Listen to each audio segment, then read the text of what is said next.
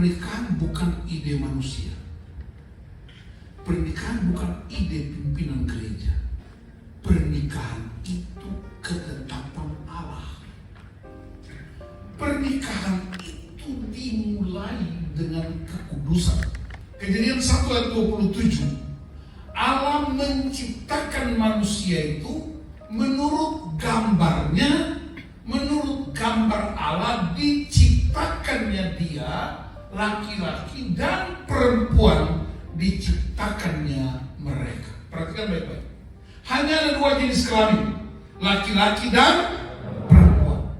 Allah menciptakan manusia menurut gambarnya. Gambar Allah itu ada 3 pengertian. Yang pertama, kita punya sifat-sifat Allah. Yang kedua, karakter dan rupa Allah adalah roh Allah. Allah beri rohnya kepada manusia.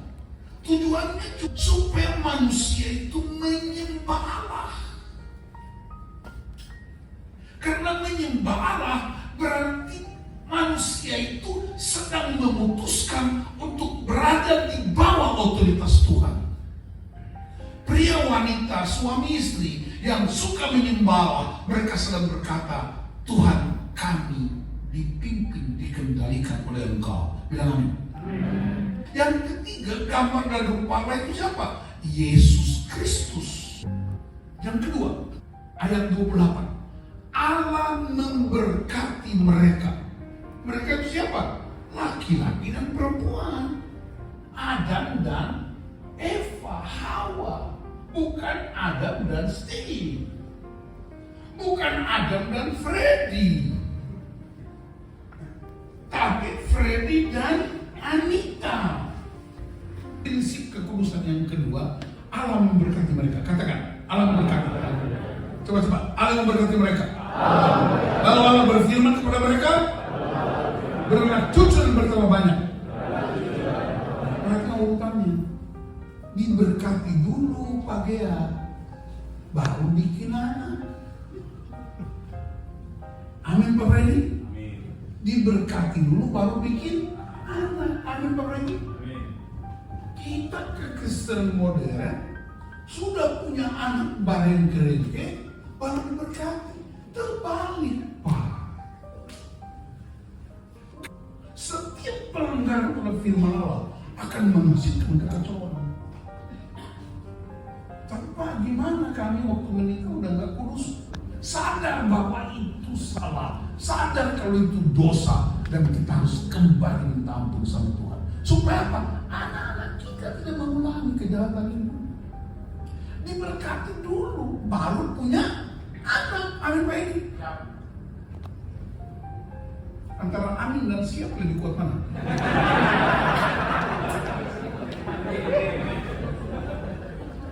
Nah, perhatikan ada sebuah pernikahan yang sangat luar biasa.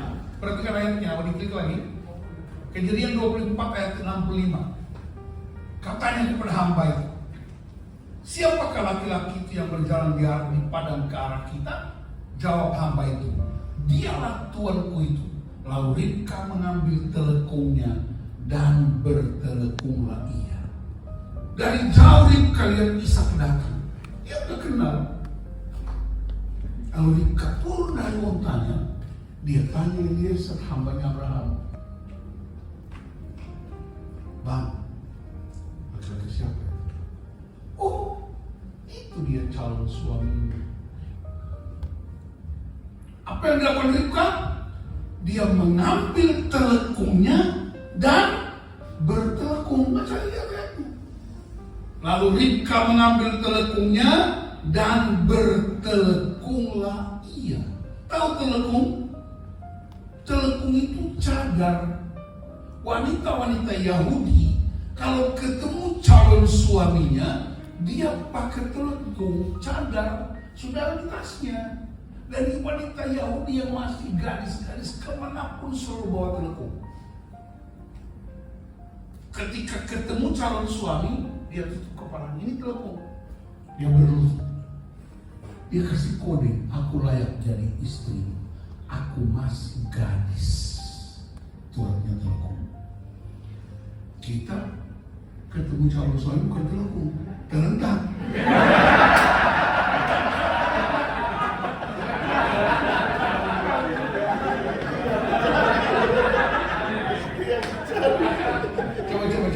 Coba Pak tanya pesan. Pak, dulu kita ketemu telekung atau terentang? Ini ayatnya itu telekung. Telekung itu artinya aku masih gadis. Tapi sekarang pernikahan modern ini udah hamil tua, pakai pagar ayu, maju ke pelaminan, pakai cadar sambil ceng.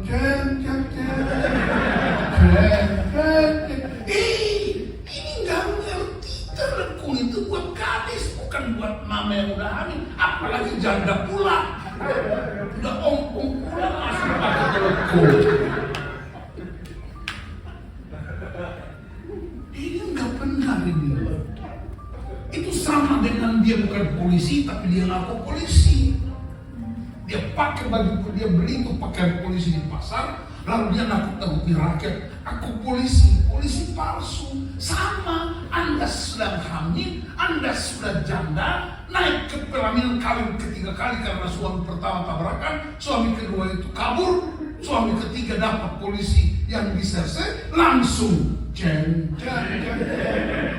Itu malaikat bilang gini, wih.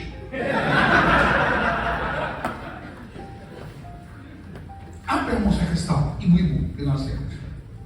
Latih anak gadis supaya dia bertelekung. Bilang amin. Jangan sibuk urus gadis suamimu. Jangan sibuk urus suamimu selingkuh atau enggak. Gak usah. Suamimu juga takut Tuhan kok. Apalagi udah ikut camp pria ini, pasti dia enggak macam-macam lagi. Amin. Dia udah jinak 2 hari ini.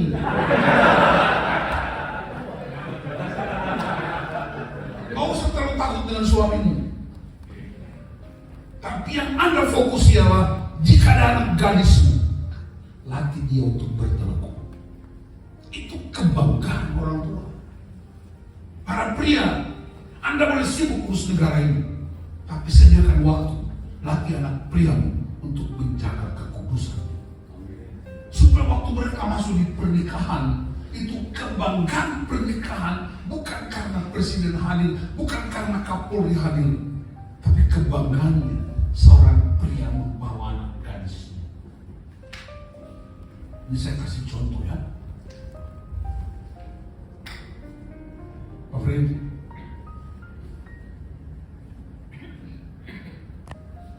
Kalian nggak usah.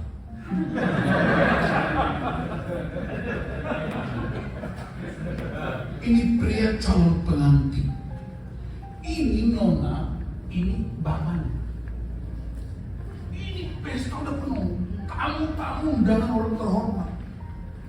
Lalu bapaknya ini pernikahan lain, dia bawa anak gadisnya. Musik, ini bapak yang bawa anak.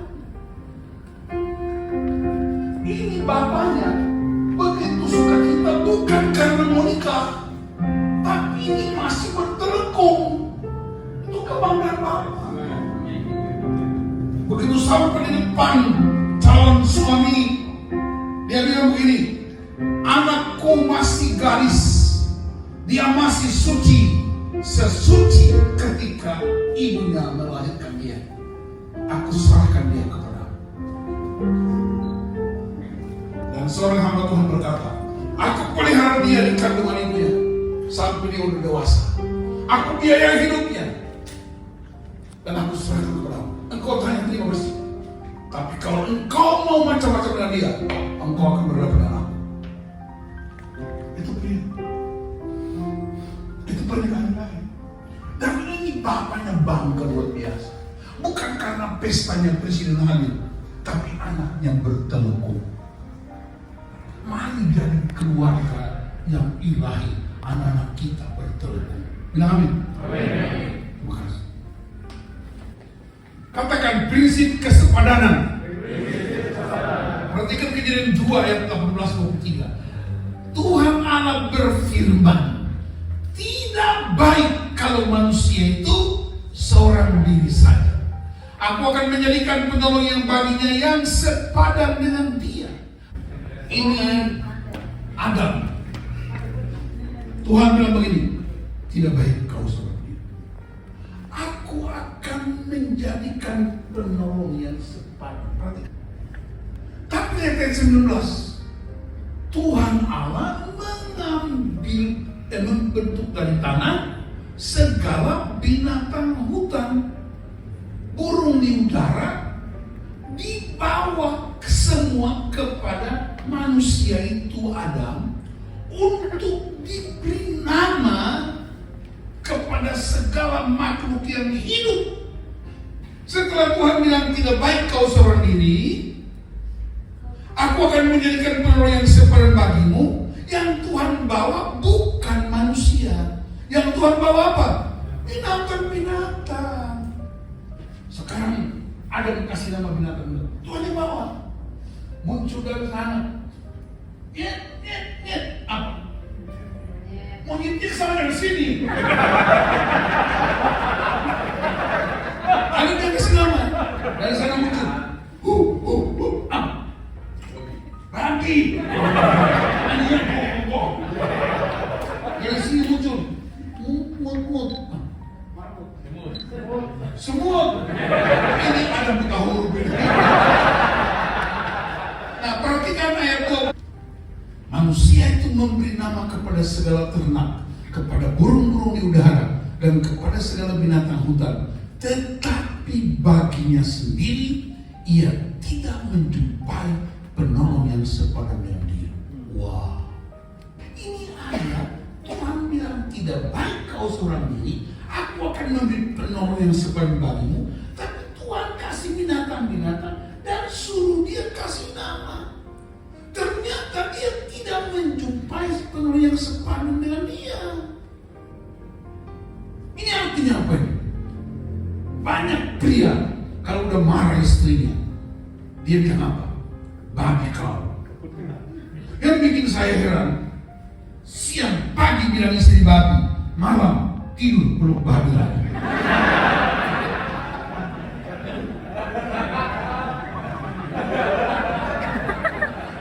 Pagi bilang istri setan, malam buka BH setan. Itulah sebabnya dia kasih dulu pertama binatang-binatang, dan ketika aku beri nama tidak selevel. Itu sebabnya dosa paling mengerikan dari pria ialah dia menurunkan derajatnya sama dengan binatang-binatang. Kapan dia turunkan? Dia bilang istrinya salah satu binatang. Di mana kemuliaan Tuhan? Tidak menjumpai penolong yang sepadan. Nah, baru ketika udah nggak ketemu Tuhan, ayat 21. Lalu Tuhan Allah membuat manusia itu tidur nyenyak. Nggak harus tidur. Tidur nyenyak artinya tutup mata. Tidur nyenyak. Lihat ayatnya. Ketika ia tidur, Tuhan Allah mengambil salah satu rusuk daripadanya, lalu menutup tempat itu dengan dahan. Harusnya bius lokal saja kok. Kenapa mesti bius total? Karena ada maksudnya. Setelah Tuhan ambil tulang rusuknya, Tuhan bikin perempuan ini. Dan dari rusuk yang diambil Tuhan Allah itu, dari manusia itu, dibangunnyalah seorang perempuan, lalu dibawanyalah kepada manusia itu. Jadi ingat, ini Tuhan yang bawa, bukan Eliezer yang bawa lagi ini. Bukan mertua yang bawa, bukan hula-hula yang bawa, bukan tulang yang bawa. Ini Tuhan yang bawa. Waktu sampai di depan Adam, Adam langsung balik dan dia berkata, bilang, inilah dia. Inilah dia. Tunjuk, dia kan lihat saya. Inilah dia. Tulang dari tulangku, daging dari dagingku. Daging dari daging. Amin. Ini yang disebut proklamasi pernikahan pertama di bumi. Inilah dia, tulang dari tulangku, daging dari daging. Yang binatang-binatang tadi nggak ketemu. sepadan. Amin. Coba bilang, inilah dia. Inilah dia. Lihat dia. Tulang dari tulang. Tulang dari tulang. Daging dari daging. Daging dari daging. Amin. Amin. Ini Pak Freddy itu, inilah dia. Istrinya itu. Apa artinya? Istrimu ini bukan barang lampiran. Istrimu itu tubuhmu sendiri. Nanti saya terangkan kenapa pernikahan Kristen itu. Yesus mengatakan jemaat itu is my bone and flesh, tulang dan dagingku. Ini mulai di sini. Sekarang saya tanya Pak Freddy, bisa nggak tangan Bapak yang begitu kuat pukulkan ke mimbar itu kuat-kuat? Bisa nggak? Berani nggak? Sampai luka, berani nggak? Nggak berani. Kenapa? Karena itu tubuhmu sendiri. Nah, ketika engkau siksa wanita ini, engkau sedang siksa dirimu sendiri. Dia perlu apa? Bapak marga apa? Kebarat. Anak-anak 3 itu marga apa? Kebarat. Dia yang melahirkan, kau namanya buta barat. Kau apa artinya? Hormatilah dia. Karena namamu yang bermultiplikasi. Tapi dia menderita 3 kali melahirkan. Sakit nggak melahirkan? Sakit kok mau lagi?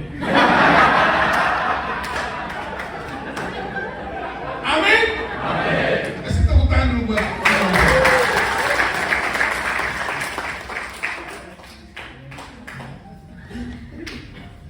ini praktik di Taman Eden, bukan saya karang. Ini ayatnya. Tapi saya tadi belum selesai terangkan.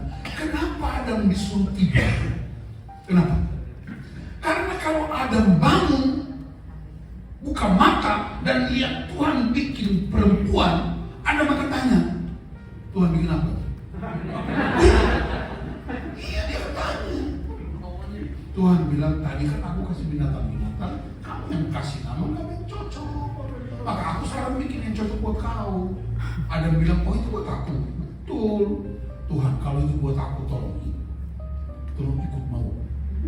Apa maumu? Tolong pinggangnya seperti itu. Jangan pinggangnya seperti mimbar kita berusaha. Apalagi dagunya agak keluar dikit, bibirnya agak tipis, hidungnya agak mancung. Nanti kau bikin repot, jadi kau tidur dan terima bersih tanpa biaya pengiriman.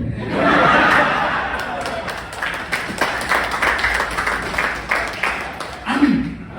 Dan tidak ada ayat mahar, tidak ada sinamot. Karena sinamot dan mahar itu budaya manusia untuk memperkaya diri dan menjual perempuan sebagai barang murahan. Ketika dia udah lunas, kamu bisa bikin apa saja. Itu yang bikin Tuhan marah. Ada satu pria di Tarutung, satu kali dia gonceng istrinya pakai sepeda motor. Mereka naik ke Salib Kasih. Dalam perjalanan motornya nggak terlalu bagus, tiba-tiba nggak kaki istri juga patah. Dia nggak urus istrinya, dia urus motornya. Istrinya bilang, Pak, kakiku patah, kenapa kau urus motor? Suaminya bilang, Ma, kau udah lunas. Ini motor masih gede. Sinamotnya udah lunas. Ini lihat kebodohan yang kita ciptakan dalam masyarakat modern. Gak ada ayatnya bayar harta. Ini baca, Tuhan yang bawa gak pakai biaya, tanpa ongkir, terima bersih. Kenapa? Dari dirimu sendiri. Itu sebabnya firman Tuhan mengingatkan para pria, masih ingat ibu Nana kemarin? Doamu terhalang. Kenapa? Karena kau tidak menghormati dirimu sendiri. Yang dari tubuhmu aja kau hormati, apa yang kau minta lagi?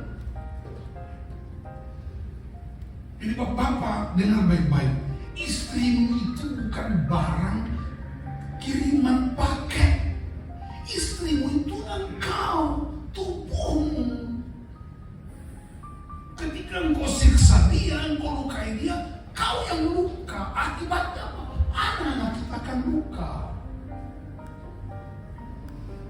Kalau pria mengerti kebenaran ini, saya percaya tidak ada KDRT di dalam rumah tangga. Tolong bapak semua kita praktek.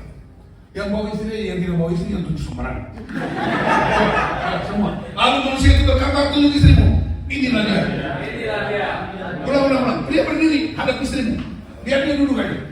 Lalu pria itu berkata, inilah dia. Tulang. Ulang. Ini lihat istrimu. Kok lihat ke pria-pria di belakang sana? 1, 2, 3. Inilah dia, tulang dari pelaku, daging dari dagingku. Amin. Kasih tepuk tangan buat Tuhan. Jadi sebelum pergi berdinas, Anda bangun pagi habis sarapan, terus bikin pengumuman, Mama, engkaulah tulangku dan dagingku. Itu suami istrimu itu sumringah. Pak, ada mau makan Pak? Begitu sampai di lapangan, istri telepon, Pak, apa kabar? Baik, Ma. Ma, ingat, engkaulah tulangku dan dagingku. Tapi Pak, aku dengar ngobrol sama banyak perempuan-perempuan di situ. Mama nggak usah khawatir. Engkau tulangku dan dagingku. Mereka ini tulang belulang. What, Putri? Yes. Ini ayat Alkitab ini kan saya terangkan. Saya nggak bikin pendapat psikologi atau teori-teori ilmu pengetahuan. Saya tahu yang ayat Alkitab. Dan dia dinamai perempuan sebab ia diambil dari laki-laki. Jadi jangan bilang begini, aku nggak cocok, anakku udah 3 aku nggak cocok. Aneh. Pagi anakku udah berapa? 3. Oh, ada persaingan 3. Aku nggak cocok sama dia. Bukan dia nggak cocok, kamu yang bodoh. Itu tulangmu dan dagingku nggak cocok. Berarti tulang apa dari mana? Tulang babi atau tulang sapi? Aneh betul. Saya heran banyak pria udah nikah setengah mati kita bikin pesta. Pendeta bergumul, habis itu cerai. Ini pria macam apa? Dan dia pikir cerai itu sekali lagi dia pikir berbahagia. Saya mau kasih tahu, perceraian hidup itu mengkhianati otoritas Tuhan. Pakai baik-baik. Kita bisa gagal, tapi Tuhan tidak bisa melanggar firman.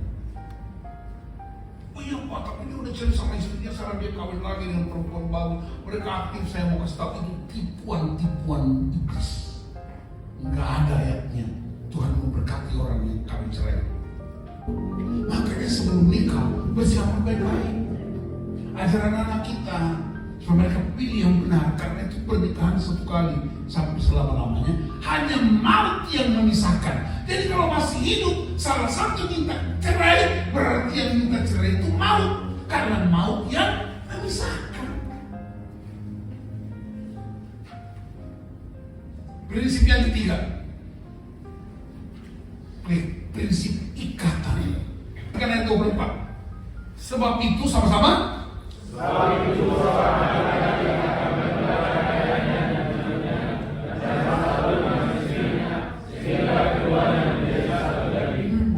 Laki-laki meninggalkan ayahnya dan ibunya dan bersatu dengan istrinya sehingga mereka menjadi satu daging.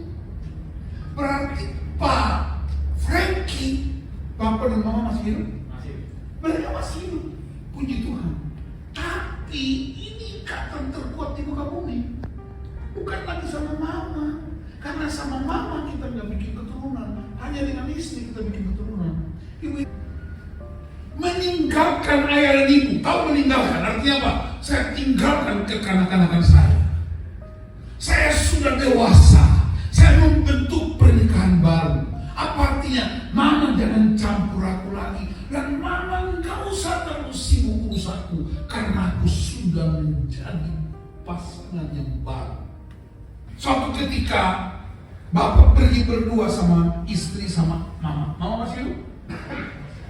Ajak mereka pergi ke sebuah pulau, Pangkal Pinang. Sampai di Pangkal Pinang, perahu cuma 1 dan bisa selamatkan 1 perempuan. Ini Mama sama istri. BMKG kasih pengumuman, segera tinggalkan pulau ini karena 3 jam lagi akan ada tsunami. Perahu cuma 1 dan hanya bisa bawa 1 perempuan. Tapi ada mama ikut. Bapak mau selamatkan siapa? Mama atau istri?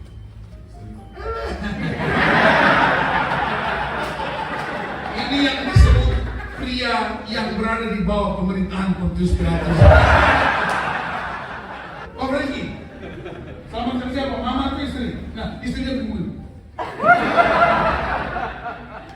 Ini banyak polisi ini di bawah pemerintahan Pontius Pilatus. Selamatkan siapa? Istrinya. Pak, Bapak kan kita badan mulai besar. Terus ini istrimu badan kecil, tapi kekuasaannya itu Pontius Pilatus, Pak. Selamatkan siapa, Komes? Ayam benar. Pertanyaan persoalannya bukan selamatkan istri atau itu. Persoalannya kenapa mama ikut ke pulau itu?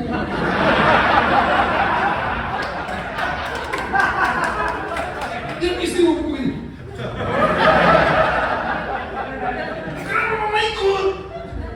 Pergilah dengan istrimu. Mama udah selesai. Mama urus cucu. Ini waktumu, ikatanmu hanya dengan istrimu. Hormati mama. Ada orang bantu mama. Doakan mama, kunjungi mama. Tetapi untuk hubungan hanya dengan istri. Bilang amin, Pak Freddy. Kalau nggak percaya ayat 25, ini yang disebut ikatan pernikahan, prinsip ikatan. Ayat 25 baca sama-sama, 1 atau 3. Mereka keduanya telah manusia dan istrinya itu, tapi mereka tidak merasa marah. Siapa orang tua yang masih hidup? Pernah saudara waktu Natal datang suami istri telanjang bawa babi panggang 1 porsi. Selamat Natal, Pak. Selamat Natal, apa kabar? Ada nggak? Nggak ada. Kenapa? Kita udah dewasa. Masa telanjang di orang tua? Apalagi Pak Kadit dengan Ibu mau berkunjung, terus kita sambut mereka. Kenapa? Sudah dewasa. Tapi suami istri bisa telanjang berdua. Bisa nggak? Bisa tidak? Bilang itu yang kita suka. Kenapa bisa telanjang berdua? 1, bisa telanjang berdua di kamar mandi? Bisa? Kamar tidur? Ruang tamu? Bisa kalau nggak ada tamu. Sekali-sekali coba kalau anak-anak sudah ke sekolah,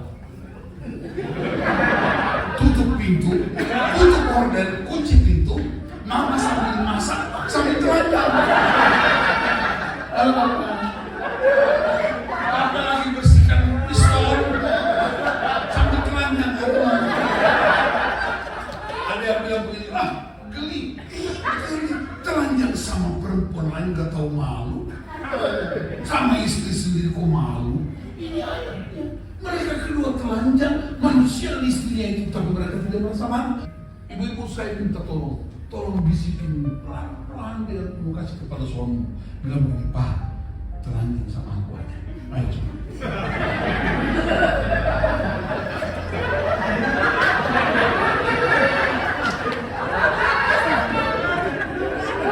Waktu beli. Bikin teriak-teriak nggak bawa istri itu, istri cemburu. Bapak, kenapa Anda ketawa? Karena telanjang selalu hubungan seks, makanya ketawa. Tapi telanjang bukan sekedar soal seks. Telanjang itu hidup terbuka. Tidak ada rahasia di antara suami istri. Gaji kita, istri yang harus tahu, bukan mama. Amin, bukan. Gajimu kasih istri, bukan mama yang sortir dulu. Pin ATM-mu istrimu yang tahu. Pin handphonemu istrimu yang tahu. Itu yang disebut hidup telanjang. Amin, Pak Freddy. Berapa gajimu istri harus tahu. Karena itu hidup telanjang suami istri. Kalau tidak, maka celah masuk. Pasti ingat pelajaran ada celah. dosa masuk. Akibatnya istri hidup dengan kecurigaan. Lapor ke komandan. Komandan kita udah berubah jadi gembala sidang. Dia ngurus negara, bukan ngurus konseling. Tapi akhirnya berubah semua. Komandan jadi gembala sidang. Karena apa? Istri lapor suami terus. Ini waktunya untuk kita bertobat. Bilang amin. Jadi bapak telanjang sama istri. Telanjang di situ. Hidup apa? Terbuka. Istri harus tahu apa yang kau gumuli. Suami harus tahu apa yang istri gumuli. Ini persoalannya bukan lagi siapa yang paling banyak bersalah, tapi dua menjadi satu. Pernikahan kita dua jadi satu, bukan soal seks semata-mata. Dua jadi satu artinya problem istri, problemku, problem istriku. Nggak ada kontribusi siapa yang lebih besar, siapa yang lebih rendah, sama-sama bergumul. Jangan hanya bikin anak baru sama-sama, problem pun kita sama-sama. Itulah pernikahan ilahi. Karena tidak ada pernikahan yang tidak punya masalah. Semuanya pasti ada masalah. Tapi kalau suami istri hidup telanjang, terbuka, maka semua bisa teratasi dengan baik. Amin. Nah, pertanyaannya, apa artinya pernikahan itu? Ternyata pernikahan Kristen itu adalah pameran foto Kristus di bumi. Efesus 5 ayat 31, dia ulangi ayat tadi. Laki-laki meninggalkan ayah dan ibunya, bersatu dengan istrinya, sehingga keduanya menjadi satu daging. Ayat 32, rahasia ini besar. Yang aku maksudkan ialah hubungan Kristus dan jemaat. Wow, ternyata pernikahan itu bukan sekedar pertemuan laki-laki dan perempuan. Pernikahan itu gambaran Kristus di bumi. Kalau ini kita praktekkan, wow. Saya udah lihat di beberapa kota. Orang datang ke Bengkulu bukan karena pantai panjang, tapi orang datang ke Bengkulu karena ada Kristus nampak di kota ini. Bagaimana cara kelihatannya? Suami istri adalah gambaran Kristus di bumi. Tidak ada KDRT. Blood of Jesus Christ cleans us from all sin. Saya hanya minta satu, supaya darah Kristus yang tertumpah di muka. Tidak ada yang lain. Saya nggak butuh apapun yang lebih hebat dari darah Kristus yang bekerja di rumah tangga. Maka semua kebiasaan buruk harus berubah karena firman Tuhan. Saya nggak punya waktu lagi untuk membahas hal-hal yang teknis. Ingat, sesuatu yang kita persoalkan di rumah itulah prioritas kita. Kalau ada ribut tentang uang di rumah, berarti uang yang mengendalikan keluarga. Kalau ada ribut tentang mobil, berarti mobil yang mengendalikan keluarga. Kalau ada ribut tentang kebutuhan ekonomi, berarti kebutuhan ekonomi yang mengendalikan. Tapi mari kita hidup tanda kutip tentang kerajaan Allah di dalam rumah tangga kita. Jadi itu yang membuat pernikahan kita jadi kuat. Tidak ada itu. Kalau ada pernah hubungan pernikahan pernah rusak, tidak ada itu. Selalu tersedia